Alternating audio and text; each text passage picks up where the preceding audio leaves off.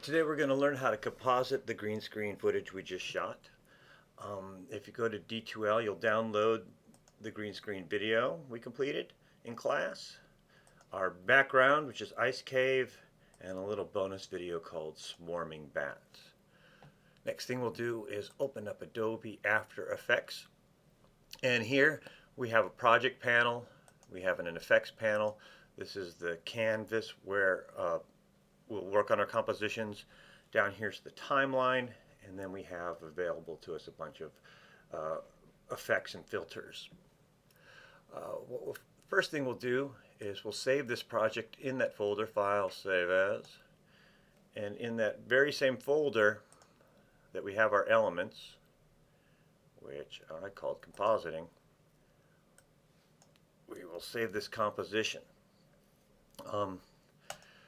Like Final Cut and Premiere and Avid, the After Effects references the video and doesn't save to the video. So by keeping everything in this folder means that we keep all of our assets together with the project. Next thing we'll do is we'll import that footage. So we can either go File, Import, File. We can use Command I or just double click in the project panel and it will open the import function. Go to Compositing and I'm going to hold down the Shift button and select all three of these, and we'll bring them in as footage, and I will say open. Okay. Next thing we are going to do is we are going to create a new composition, and we'll call it green screen final and put down your name, right? So when you upload it, it'll all be cool. We want it to be HD TV 1080 29.97, right?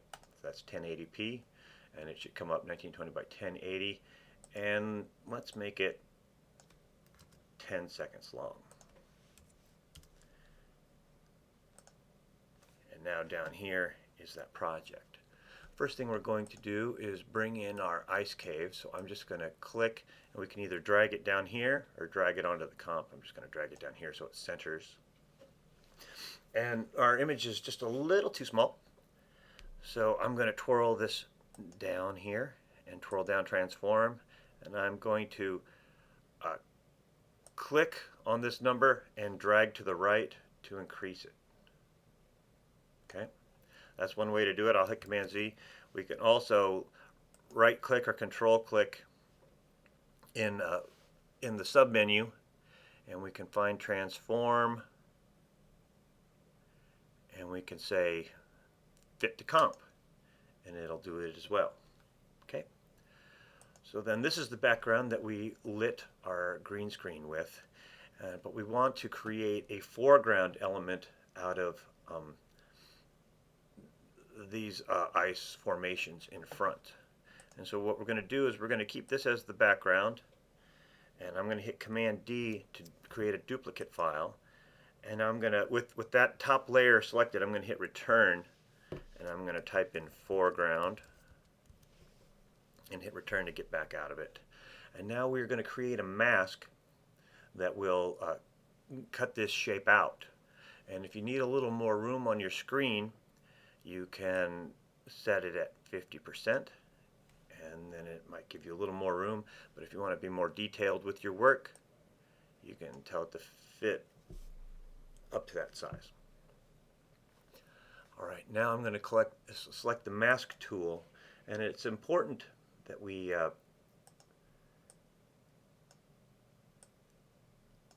do this in one continuous run. So what I'm doing is I'm clicking and then I'm dragging with the mouse a little bit to put some bends in our line.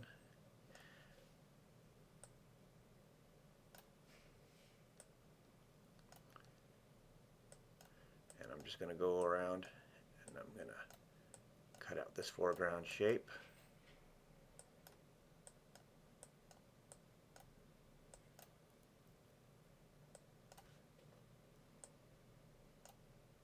We want to be fairly accurate because our subject will be walking behind this, and it will reveal the artifice of cinema if we don't do a fairly decent job.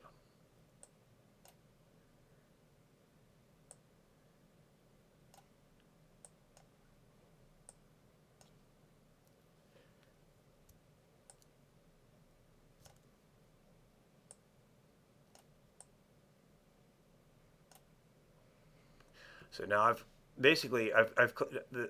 my primary mask point is here. So if I start clicking again here, we're going to create a second mask, and this is all going to go to hell. So what we want to do is we just want to make sure that the last one is clicked before we proceed with the rest of our mask. And here we can get a little sloppier.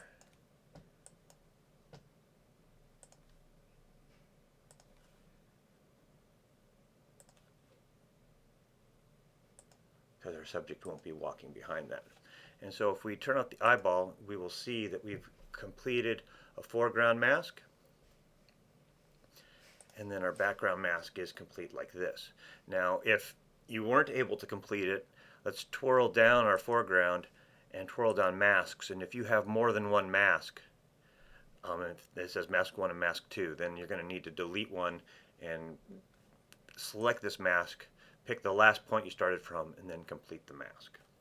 I'm going to twirl down this mask, and to make it look a little bit better, we're going to feather the pixels 3 pixels so that when our subject walks in front of it, rocks behind it, it won't be as sharp. Okay. Next thing we're going to do is we are going to drag our green screen footage. Hold on. Get back to our comp. We're going to let me twirl these closed. We're going to drag our green screen footage between the two comps. And what we will do is we're going to so let's scrub through this.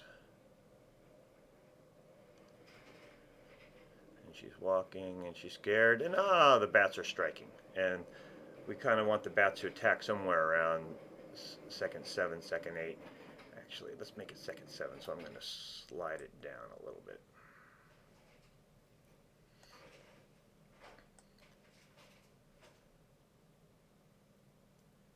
And then, and you'll notice that we don't have enough footage after that. So we're going to, this is our render bar, so I'm going to pull down our render bar and make that there. Okay. So we've got our green screen footage. And what we'll do is she's at her end point, so this is where we'll make our anchor point, is at the end. And the anchor point is this little crosshair right there. And so what we'll do is we're going to click on this object called the pan behind tool, and we're going to put that crosshair right at the base of her feet. And what that does is that when we get to our transform properties, if we want to rotate, it rotates around that. If we want to scale, it scales around that. Okay?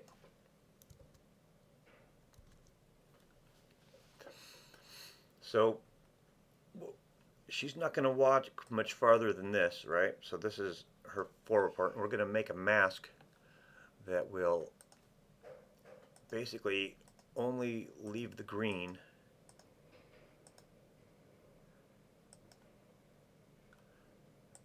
and we'll see. And then we'll scrub backwards in the timeline and make sure that she's still within this mask. And if your mask accidentally covers her, then you'll need to adjust it to be a little bit larger. But we want this to be all green. Okay? Next thing we're going to do is we are going to key out the green screen. I'm going to lower this just a little bit. Okay, so with this layer selected, we're going to come over here and we are going to go to keying, and we are going to take key light, and we are going to click and hold and drag and drop it right in that layer. And then over here we have our project items, and that opened up our effects. Okay, first thing we're going to do is we are going to select our key color, and we'll pick that right there. And that does a pretty good job, but as you can tell, let me zoom in a little bit. Zooming in is 200%. You'll see that it's not perfect, that things are a little gray. And another thing that can be helpful at this point is I'm going to turn off seeing our mask tool, and by clicking this little button here, that turns that off. And so the next thing we want to do is we want to adjust our screen mat. And so in View, we are going to put it in screen mat mode. And then we are going to twirl down our screen mat, and first thing we're going to adjust is the black clip. So I'm going to click and drag to the right with this until everything is black within our key. Right? So click that on, everything is black within our key. And then I'm going to click and drag our white clip until she is solid white, like that. And let's pre-blur this 0.5 pixels. What that does is just soften the edges a little bit. And now let's go back to our final result and see what she looks like.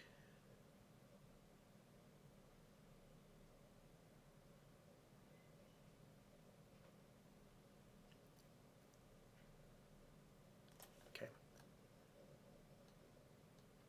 All right. So let's fit up to 100% so we can get our size. I want to turn back on our foreground, so let's position her so she lands right about here when our bats show up.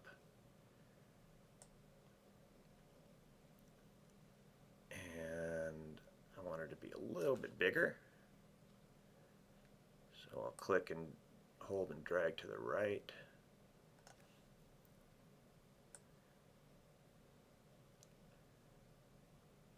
So she's walking in.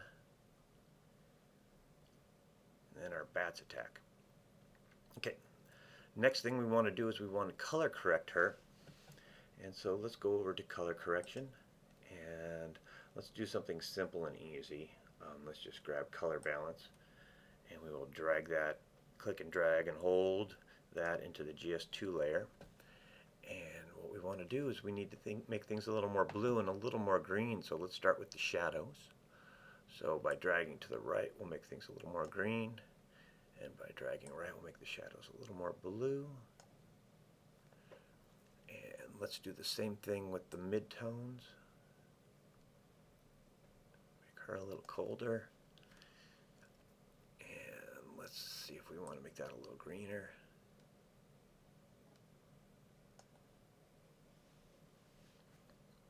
Okay, now she feels like she's kind of part of the space.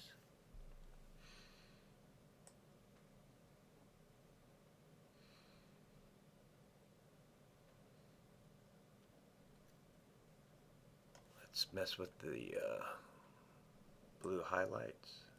Nope, too blue. Okay, so now she's much colder and feels like she belongs in this space. So the next thing that we are going to do, though, is when you're compositing, it doesn't really feel like your subject is in a cave or in an environment until they cast a shadow. And if we look at our light source, we see that it's coming from behind her, so she'll be casting her shadow forward. And so we'll click on GS2, and we will hit Command D and duplicate it. And we're going to want the bottom layer to be the shadow. So I'm going to click on that one, hit Return, call it Shadow so we can keep it straight. And then we're going to click on this 3D mode right here. And then we will twirl down our transform, and then we will adjust her X rotation, and we want her to come forward, right? Let's go ahead and do it 90 degrees, and we will then we'll pan it with the Z rotation so it's in front of her. And let's walk her back. Okay, So when she's here, we will, on position, we're going to click on the stopwatch and click a keyframe that will pin her to that spot. And then we will adjust her shadow so that it walks with her at that spot, and it will automatically put a keyframe there. And I want to make the shadow a little longer, scarier, and let's make it a little fatter. And we want it a little higher so that it touches her feet. So let's see how that travels with her.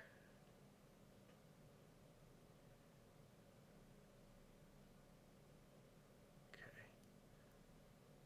So this is good here. So I'm going to click up to there, it's good.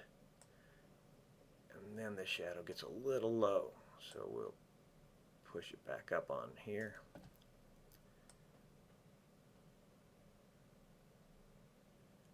Okay. Now let's make our shadow look a little shadowier. We will, first of all,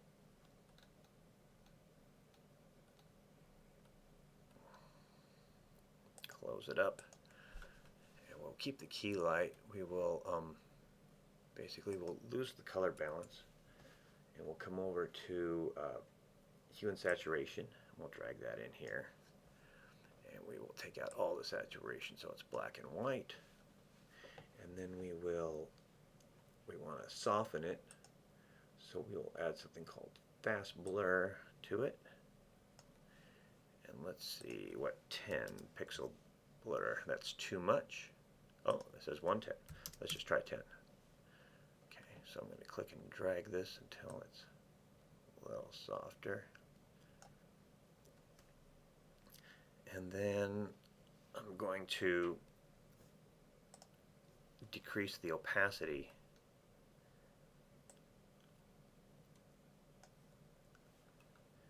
Now let's take a look at that. So now she's walking in the cave, her shadow is following her, and it looks like a shadow. Okay, so now we got to worry about our bat attack. So this is right before she freaks out. And so what we're going to do is we're going to drop our bats on top of that. So we'll click on Project, and we'll take our bats and we'll drop them on top. And I'm going to click and drag this right here so that they enter and she spazzes out.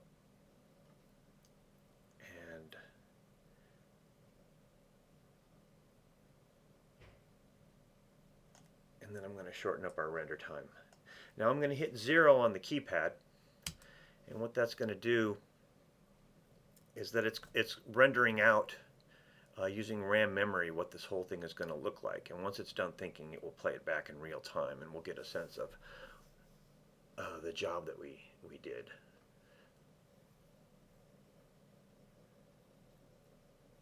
Almost done thinking.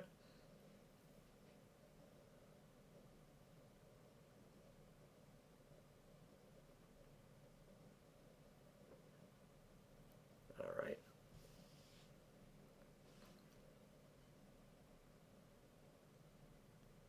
That looks pretty good. Now, there's just one last detail we're going to do before we render this. And we're going to go to Layer, New, and we're going to add an adjustment layer. And we will click and we will call that Vignette. And I'm going to click up here into our Shape tool, and I'm going to pick Ellipse.